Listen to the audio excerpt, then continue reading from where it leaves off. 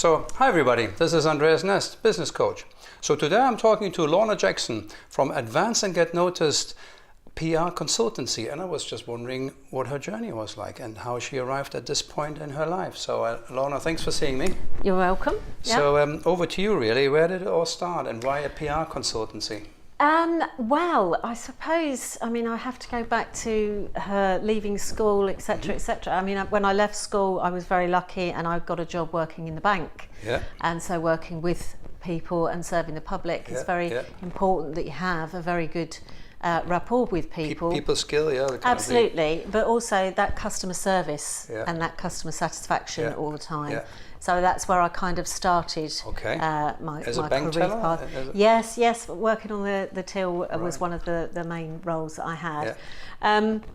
But obviously lots of things changed over that time. I got married, I had children, and I actually took a long time out of the workplace because years ago you didn't have that opportunity of going back. So did you have, so your entire early career was in the bank?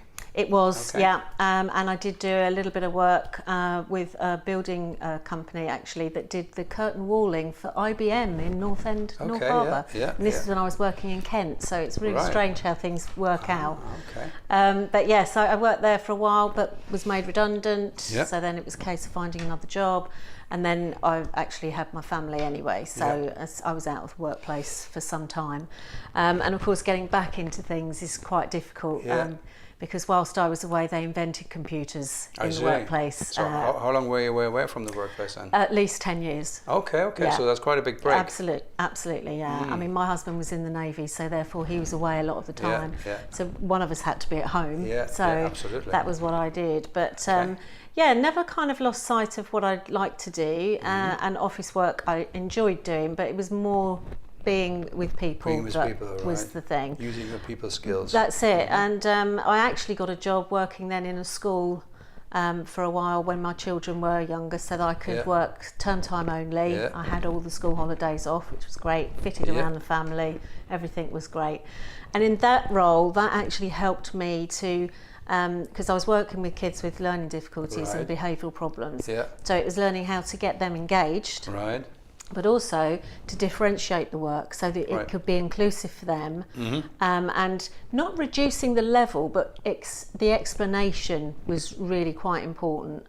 So that I kind of got the explanation of the subject that was being taught. So it was trying to make it understand. Because some people, when you've got somebody that's really, really talented at their subject, they tend to assume that your level of understanding is at the same level as theirs, and of course it isn't. So breaking things down into much more easy, bite-sized chunks of information to take on board was really quite important. So that was a very good skill to kind of master. And then leaving there, I went into work in local government. And again, that was working for the School Improvement Service. So again, it was working with the inspectors of schools that were going out inspecting our schools and actually doing the Ofsted inspections and so on. So that was another great role for me, getting back into that kind of field of working again in office environment. And it was there actually that I got the job working at Portsmouth City Council as a communications officer. So that was assisting the press officers. So I was then getting into that career of PR. And I then went to college. And at the time I went to college, my eldest daughter was also at college and going on to university, and my other daughter was also doing her exams, and my son was doing his GCSE. So we were all sat round the table doing our education thing, which was great because again it showed my children that you need to study well when you're at school, because when you want to go on for further education, you need to have that capability of actually studying. And the studying really never ends, does it? It never does, and every day is a school day, and you learn something new every day. But I can remember my daughter saying to me, I'm glad I'm doing this at my age because I wouldn't want to do it at yours, because I didn't actually go to college till I was 40. Okay, so very late, really, in many terms. But I think it was a real eye-opener for me that Yeah. to understand that actually you never stop learning, Yeah. and the desire to want knowledge gain is more really knowledge, good. yeah. So I did a CAM diploma, which was a Communications, Advertising and Marketing Okay. diploma, which has now been taken over by Yeah. CIM, Chartered Institute of Marketing. And yeah, I got my qualification and went up Right. to London and had my certificate given to me Great, yeah, by yeah. Saatchi and Saatchi Oh, that's good. gentlemen, which Wow. was very nice. And I was very proud of myself because in the 2 years of studying, Yeah. I was the only one that actually finally got the opportunity to go and collect my certificate because everybody else bailed Dropped out. off? Yeah. Oh, really? Yeah. So from the entire course, you were the only one that actually That seen it actually through? completed it and Really? went up to How, London how to many collect my started this course? Oh, quite a few, because the thing was, most people were starting the course because they were sent there by their employer I see. to go and learn. For me, I wanted to do this, so but for they- me, I'd searched for it. And it meant so much to me And to I guess get you had to something. pay for that as well? Well, thankfully, Portsmouth City Council actually, Oh, I see that. they They sponsored funded you. it for me, Okay. which was great. And Yeah. of course, it helped me very Yeah, much in yeah, my yeah. role when I was Absolutely. working at the council, so that was really good. And then once I'd finished there, I moved out to private practice, so I went to a PR consultancy, which was local in my village, or town rather. Yeah. And Polymedia, they're still there now in Fareham, Right, very okay. good consultancy. Yeah. And they taught me all I needed to know, How long really. did you work for them? I worked for them for 2 years, and then Okay. I went into practice working actually as a marketing assistant within a business Okay, that we'd actually been working with on a PR Oh, basis. I see, okay. So I was kind of working with their top 100 yeah. clients. So it's fascinating good. because some people always put PR and marketing into the same kind of head, but actually Yeah. it's two different disciplines, right? It's very different. And How would you I describe think, that from your view? well, when I did the actual course, it was you did marketing, you did advertising, you did PR. These are all separate elements. Yeah. And it was really quite interesting to see the overlap on every single Yeah, one. yeah. But I always feel that PR encompasses absolutely everything about your business because it covers really Yeah. every element of your business. From your customer service perspective, how you are perceived by your Yeah, customers, yeah. but also your staff, because your staff are your great ambassadors for your Yeah. business They're anyway. reflecting your business. And very much so, and I think that people tend to forget that element, and Right. so communication is internally as well as externally, Right, okay. which again, with marketing, we always think of everything pushing out Yeah, those yeah, yeah. messages, but actually Needs to come back into the it business does as well. need to come back in Right, as okay. well. So it's a real big sort of circle, Yeah. but PR, I feel, is at the heart of it. Yes, okay. So I decided to throw in the towel with a corporate job. Right. And how did that feel? Really liberating, Oh, right. if not a bit scary. Yeah, okay. It was very scary, Yeah, yeah. but also my husband was running his own business as well, so Yeah. I was doing some work with Yeah. him, sorting out his website Yeah. and setting up my own website. Yeah. So the first few months, really, I was doing a Right. lot of scurrying around and getting processes in place, etc., Yeah. etc., before I actually launched and started. What kind my of own business. processes did you get in place at the beginning then? Well, it was finding out what you needed to actually do, the amount of clients that you could possibly service at any one time, Right, okay. to give them the quality of service that they were expecting, Right, okay. but also the level of service that Yeah. you could personally do. Right. Because being only one person, that's quite a task Yeah, to absolutely. manage. You're Yeah, really absolutely. Yeah, yeah. juggling and spinning plates. So that was I was very conscious of how many clients I could actually service properly, Yeah. that would bring in enough money Right. to actually cover the bills. And also before you dilute the service by having too many people, too many things on your Absolutely, plate. Okay. yeah, because there's no way, from a PR perspective, did I want to let anybody down. No, no. So it was very important to me to make sure I had all of that worked out before. Yeah. And I did evolve a business coach, you'll You be did, pleased to know, yes. Good, yeah. Did it 'cause help you? It did indeed. Yeah, It helped good. me very much Yeah, in the beginning, Yeah. to get your ducks in a row and make sure that Absolutely. you know You know. exactly where you were going, yeah. what you needed to be doing, and how you could outsource little elements of your business Yeah. that perhaps you weren't so good at, absolutely. but somebody else could You manage might that be really for good you. at that. Yeah, absolutely. And that took a lot of trust, yeah.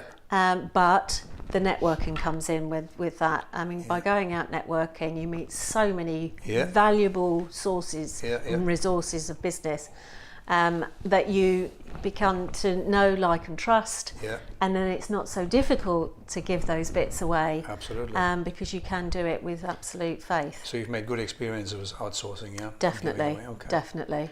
Because it is hard when you first start. It's not an easy thing to do, and I think finding your price and your value of what you're actually selling as a service is quite a difficult task. Well, absolutely.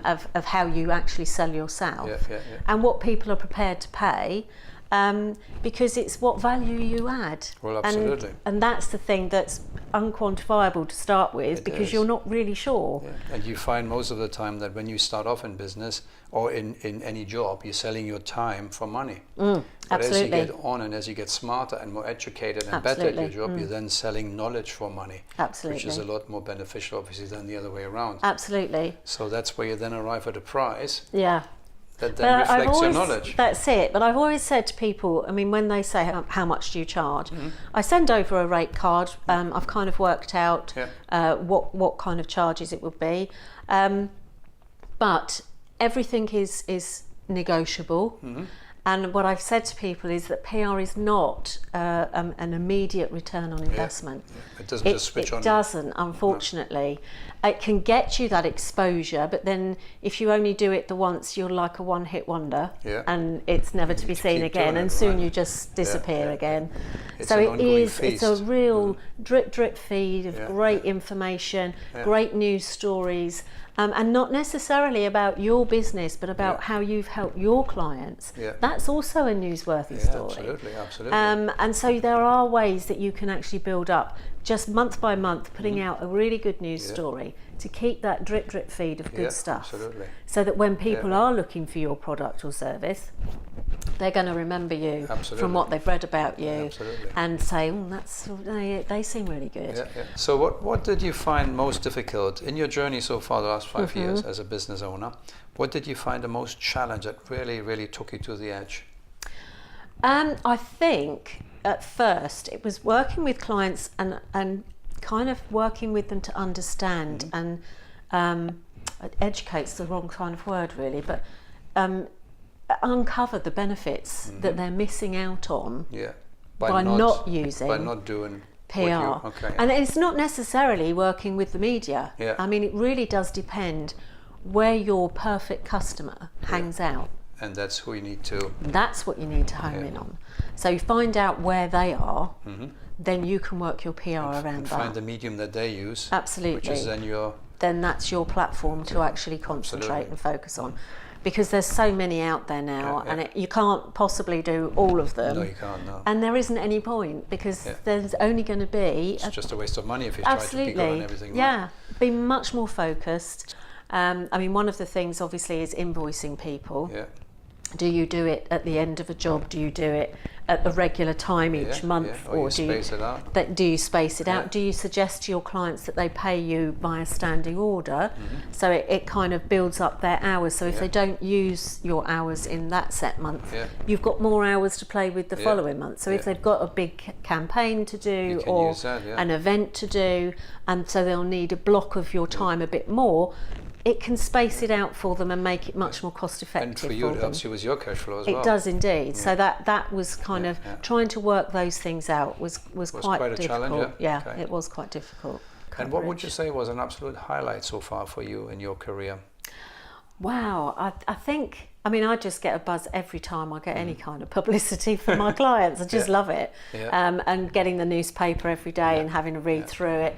And also finding the opportunities for people, because not everybody does have that opportunity to sit and read the paper. And it's amazing what opportunities there are when you start to read articles about what people are doing or what people need.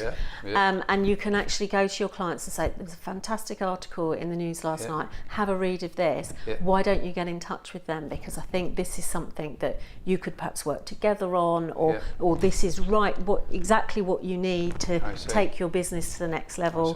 So it's it's very important to me to make sure I keep myself very informed about what's going on. Don't ever think that what you do in your business is kind of mundane and boring, because actually it's not. There is always a story behind every business, and there's a story with an everyday working attitude that you tend to think, well, we do that as a regular thing, but people like to know that that's what you do. In my first initial stages of networking and so on, and Debbie Watts from Solent Mobility was my client at the time. And at networking, she was saying what she was going to be doing at the weekend was going up to, I think it was up to Newcastle, to deliver a rise recliner chair for a lady who'd bought from the shop in Leon Solent when she was down on holiday with friends. Now, they could have had the chair delivered directly to this lady, but because they were already making a journey up to Newcastle, they decided they would actually deliver it personally. Make sure that she was happy with it, make sure she understood how to use it, because it was the rise recliner chair.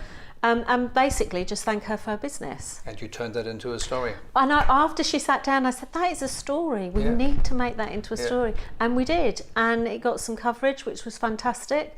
But also it shows the business going that extra bit to say, A, thank you very much for the business, but also to make sure they're completely satisfied with. So what's the next big thing for you then as a business? Where do you want to be, or where do you want to go? Well, I still want to be able to teach people how to do it for themselves. That was my whole goal, was to teach people to use PR within their marketing mix, so they can do it for themselves. And it's a different kind of mindset. It's the way my head works, my brain kind of works, and I can hear people get up and they say these things like that. That's a story. You really need to contact somebody and get that. But a lot of people think, oh, I haven't got time to do it, and I get that. But we can all sit down and write a case study for every single thing that we do in our business, that what we've done that's been a success, and write it on just one sheet of A4, and that's your case study. That's a benefit that you can leave with a client if you've been to see them. It's a testimonial, right? It's a testimonial right there.